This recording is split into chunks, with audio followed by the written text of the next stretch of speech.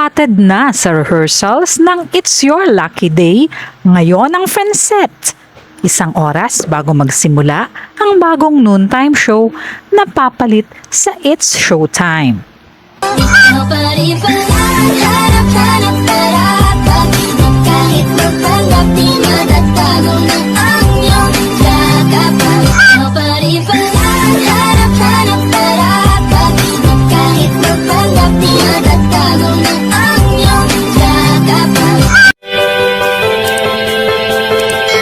Makikita ngayon sa TikTok account ng It's Your Lucky Day ang Francet at ang mga main hosts at co-host ng nasabing bagong noontime show ng ABS-CBN na pansamantalang papalit sa It's Showtime.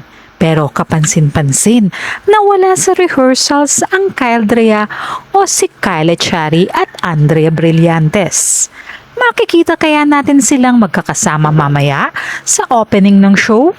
Nadagdag din sa mga co-hosts ng It's Your Lucky Day si Shaina Magdayaw na makikita ring kasama ni Chin.